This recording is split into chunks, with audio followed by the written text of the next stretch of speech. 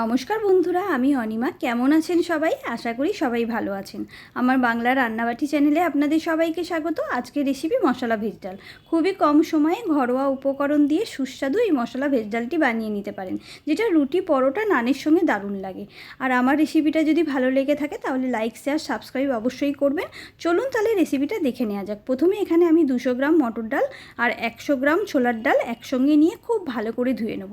তারপর আমি 15 মিনিটের জন্য জলের মধ্যে ডালটাকে ভিজিয়ে রাখবো। আমার 15 মিনিট হয়ে গেলে, ডালটা ভেজানো হয়ে গেলে, একটা প্রেশার কুকার নিয়ে নিয়েছি। প্রেশার কুকারের মধ্যে সমস্ত ভিজিয়ে রাখা ডাল দিয়ে পরিমাণ মতন জল দিয়ে প্রেশার কুকারের ঢাকনা বন্ধ করে আমি ডালটা 90% মতন সিদ্ধ করে নেব। এবার আমি সমস্ত সবজিগুলো এইভাবে কেটে কুচি কুচি করে নিয়েছি, এইভাবে দেখুন। তারপর আমি একটা গোটা গরম মশলা এখানে আমি একটু থিতো করে নেব। এখানে একটু দারচিনি, লবঙ্গ, এলাচ আর গোলমরিচ আছে, এটাকে আমি একটু থিতো করে নিলাম। এবার আমি কড়াই গরম করতে দিয়ে দিয়েছি, তার মধ্যে রিফাইন অয়েল দিয়ে দিলাম। এবারে দিয়ে দেবো ফোড়নের জন্য শুকনো লঙ্কা, তেজপাতা আর গোটা জিরে, আর যে মশলাটা আমি থিতো করে রেখেছিলাম সেটা দিয়ে দিলাম। দিয়ে মশলা থেকে যখন স্মেলটা বেরোবে আমি দিয়ে দেবো এর মধ্যে কোচানো পেঁয়াজ কুচি আর দিয়ে দেবো রসুন কুচি। দিয়ে ভালো করে নেড়ে চেড়ে পেঁয়াজ আর রসুনটা ভালো করে ভেজে নেব। আমার পেঁয়াজ রসুনটা ভাজা হয়ে গেলে এবার এর মধ্যে আমি দিয়ে দেবো কুচিয়ে রাখা গাজর আর দিয়ে দেবো বিনস। দিয়ে ভালো করে নেড়ে চেড়ে আবারও আমি একটু ভেজে নিচ্ছি বিনস আর গাজরটা।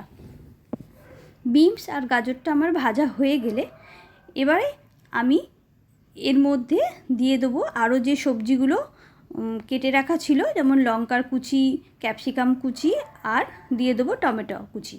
দিয়ে ভালো করে নেড়ে চেড়ে নিচ্ছি।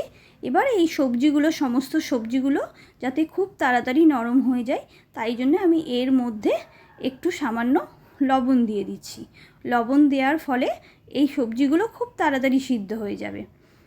এইভাবে আমি ভালো করে নেড়ে চেড়ে একটু ভাজা ভাজা করে নিচ্ছি। দেখুন আমার সবজিটা অনেকটাই নরম হয়ে গেছে। ও একটা জিনিস যেটা আমি ভুলেই গেছি, আদা বাটা দিতে, তাই আমি মাঝখানে একটু ফাঁকা করে 1/2 চামচ আদা বাটা দিয়ে ভালো করে একটু নেড়ে চেড়ে নিচ্ছি, যাতে এর কাঁচা স্মেলটা যেন না থাকে।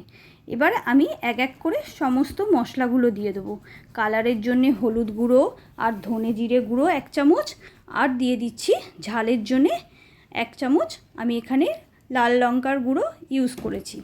আপনারা যদি চান যে যেরকম ঝাল পছন্দ করেন সেই অনুযায়ী লঙ্কাটা দিয়ে দেবেন। এবার দেখুন মশলাটা কষানো হয়ে গেলে আমি সমস্ত ডাল সিদ্ধটা দিয়ে ভালো করে মশলার সঙ্গে ডালটাকে মিশিয়ে নিচ্ছি। আমার ডালটা মোটামুটি মেশানো হয়ে গেছে। এবার আমি এর মধ্যে আর একটু লবণ অ্যাড করব, কারণ আগে তো অল্প লবণ দিয়েছিলাম, আর একটু আমার লবণের দরকার, তাই জন্য আমি লবণ দিয়ে দেবো। লবণ দেওয়ার ফলে আমি 5 থেকে 6 মিনিট ফুটিয়ে নিয়ে তারপর এর মধ্যে সামান্য আমি চিনি দিয়ে দিলাম। আর শেষে আমি ধনেপাতা কুচি দিয়ে 1 মিনিট মতন ফুটিয়ে নিলেই আমার সুস্বাদু মশলা ভেজ ডাল রেডি।